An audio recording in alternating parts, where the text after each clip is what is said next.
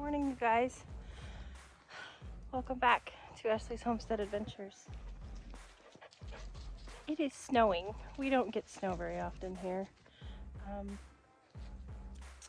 I'm not a fan of snow. I moved here to get away from it, but for those that are excited, I'm excited that you're excited.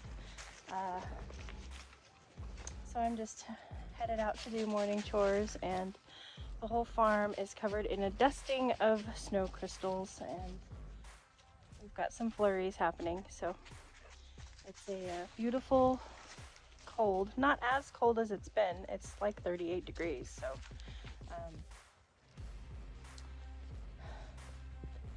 that's not right. It's gonna be 38 degrees. It's like 33 degrees right now. And so anyway, yeah, it just doesn't happen very often, but I'm headed out to go do chores, so come along. What are you umming about over here? Huh? Would you like some fresh hay? Huh? Yes? Okay. I will go get you some fresh hay.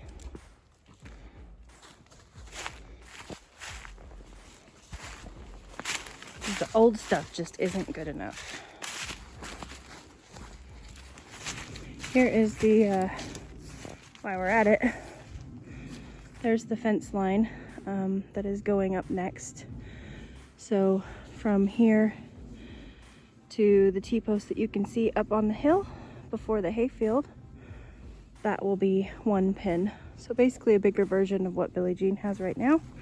I did her temporary fence on the inside to give Mr. Wonderful enough room to run the tractor and stuff down here. So, and it reminds me, come on, Billie Jean. Here you go, baby. Yes.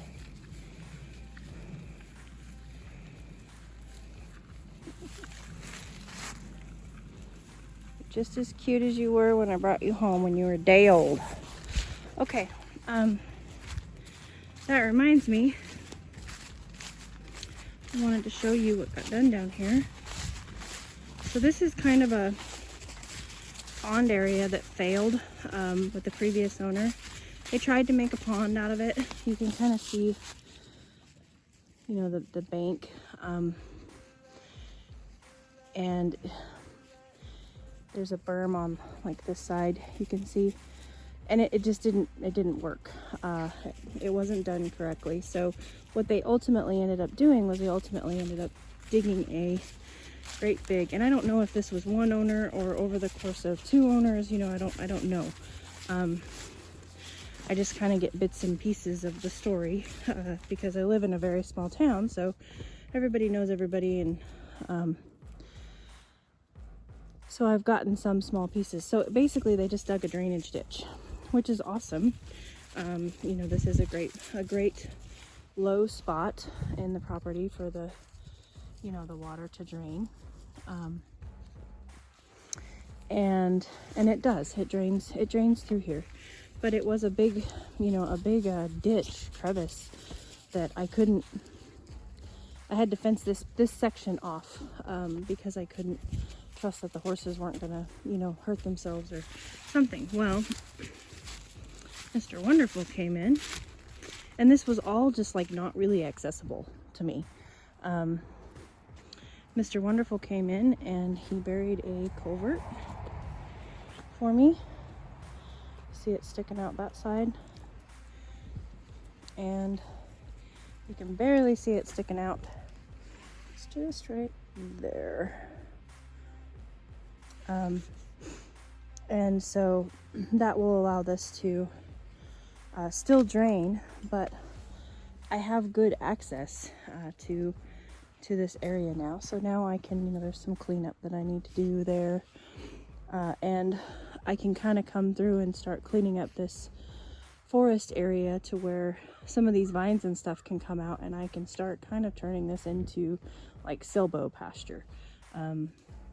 That's my goal, is to thin it out to the point to where we can still have trees with shade, but also we can still have some grass growing in here, and some foraging for like the sheep primarily. The horses, they don't care about foraging, but it's nice for the sheep to have shade and somewhere to kind of forage in the heat of the day where there is shade. So I've been kind of trying to clean up these areas, and this just created a wonderful area for me to be able to do that. And of course, you know, another permanent dividing fence to where I can just, you know, let Billie Jean have this whole pasture, which is awesome. You can see the right up there on the hill, that is the other fence line that runs this way, the permanent fence line. So this is a whole pasture, which is just really, really great. So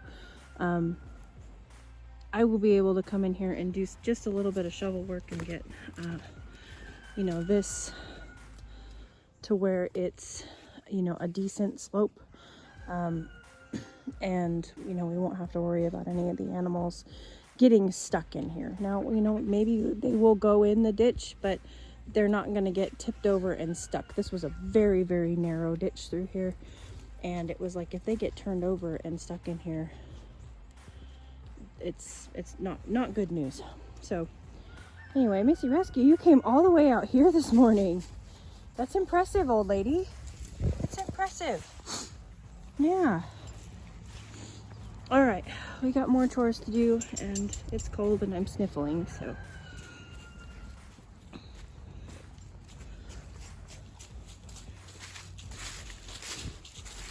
And by the way, my wheatgrass is doing wonderfully. It's filled in the pastures really well. Been really happy with it, having some green for the animals to munch on. I can't say that Billie Jean particularly loves it. I mean, she's been in that pasture now for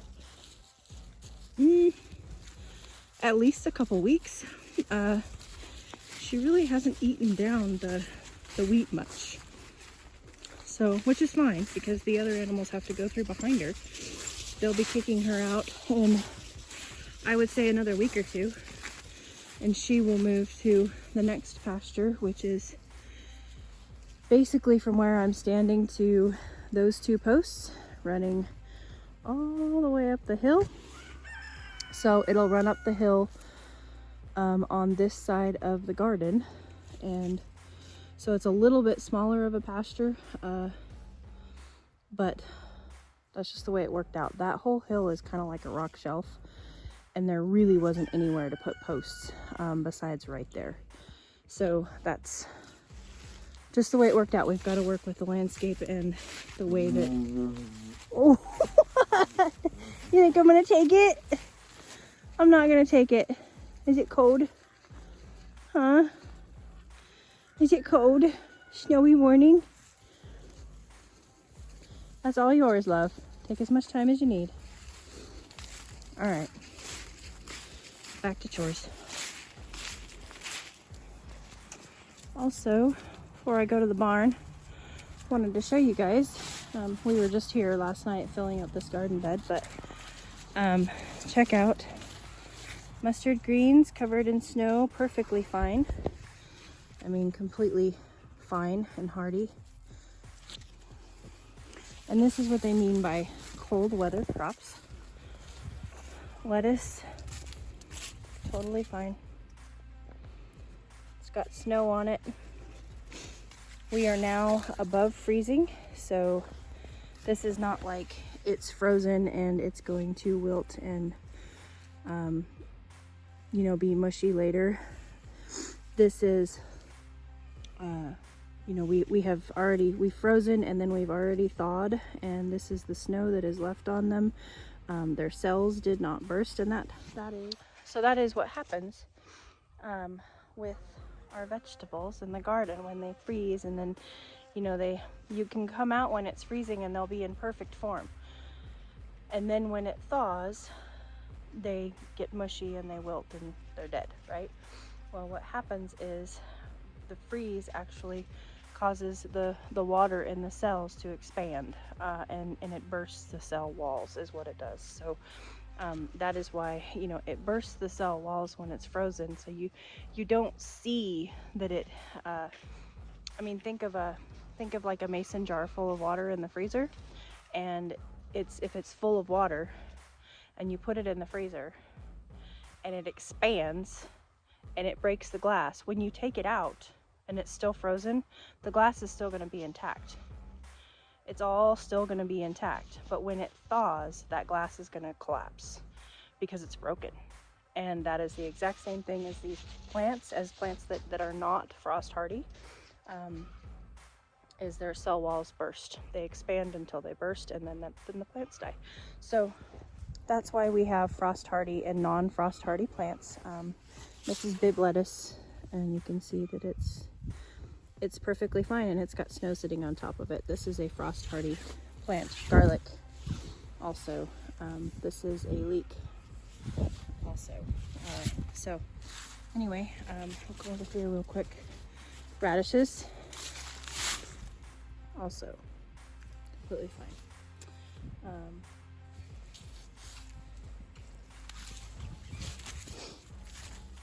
Mustard greens,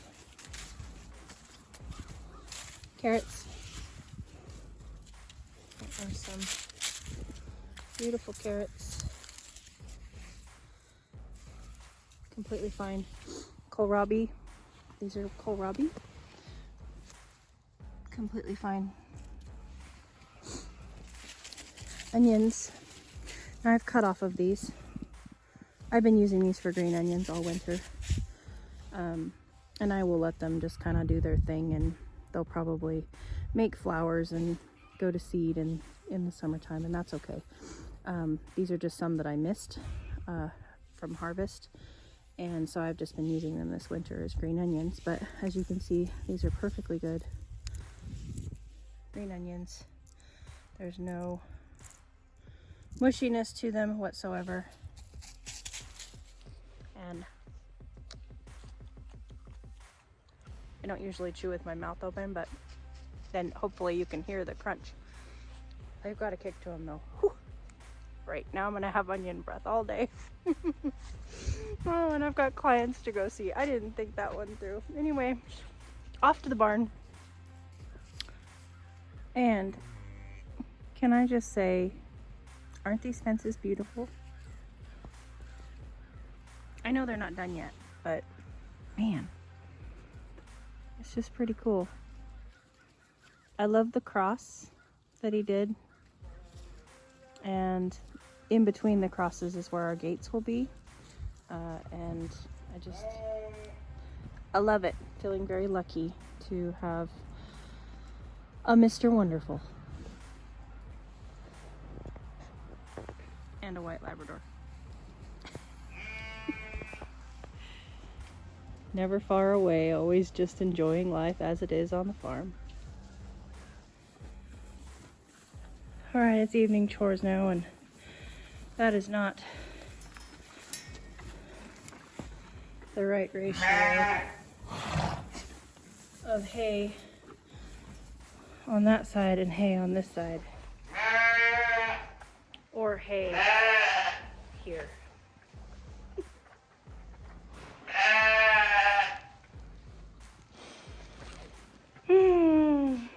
Some days are better than others, folks. That's a little better. Jeez Louise.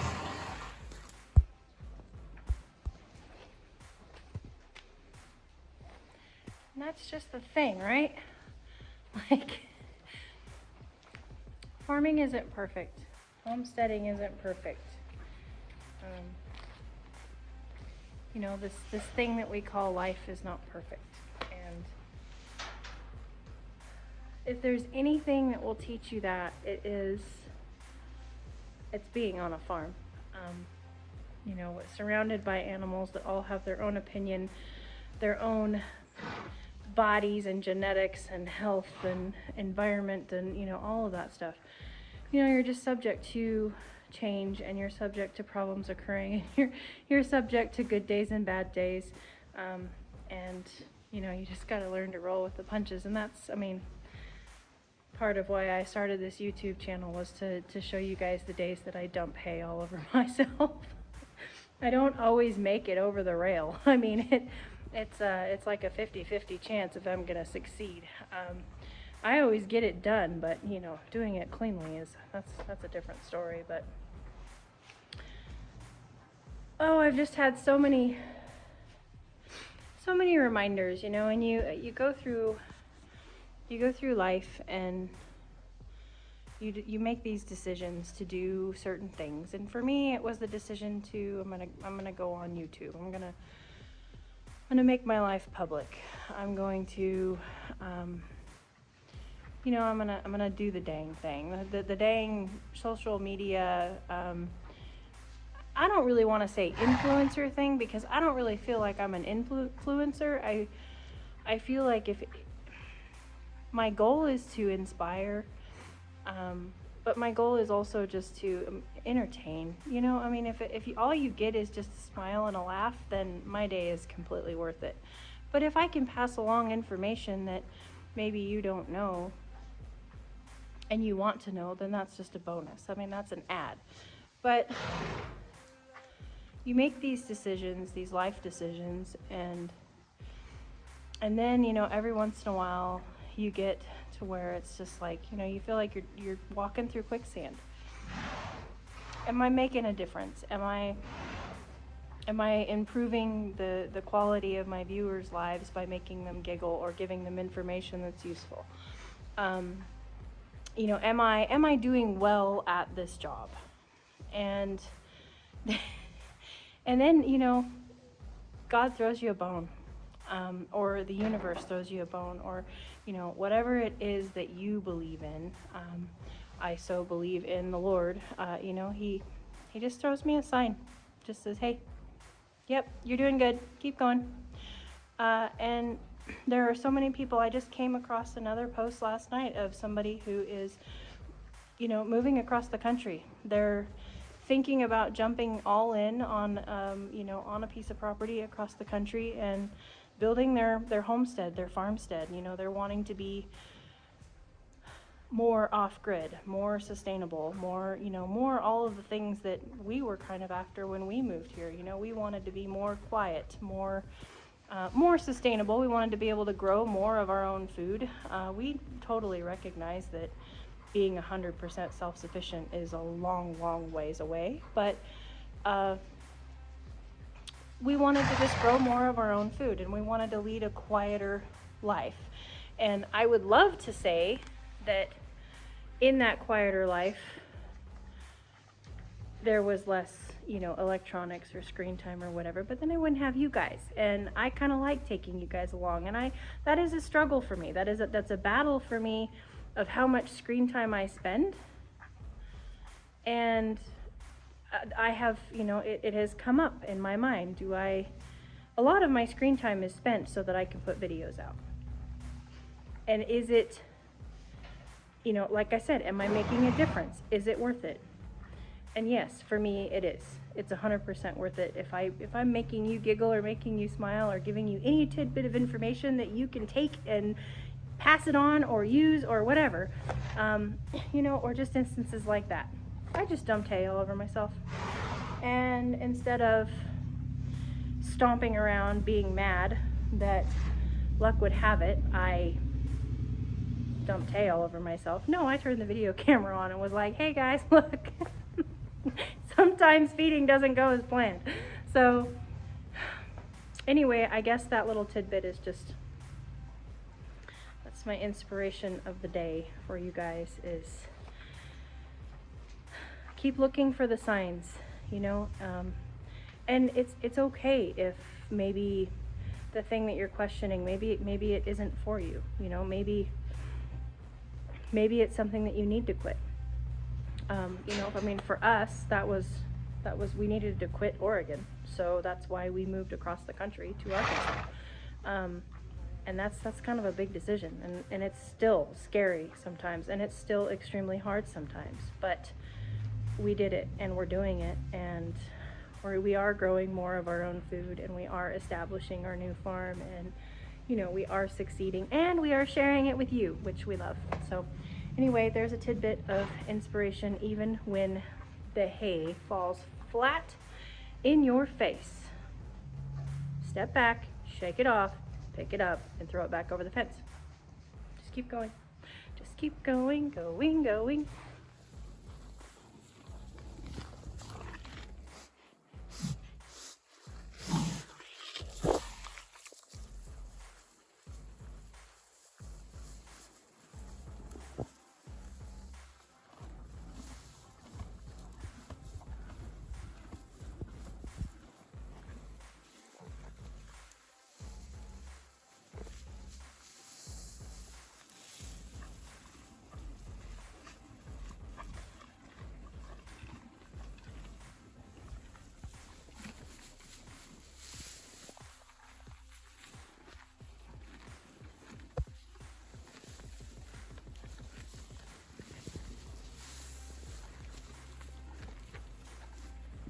And with that, you guys, I am going to go try to get some more chores done. We have a big list of chores that I'm trying to catch up on around here, so I'm going to get to work and try to get some more stuff done before the darkness falls upon me and it's time to go inside and get a cup of hot cocoa. I hope you guys had a great day. I'll catch you on the next one. Yours truly.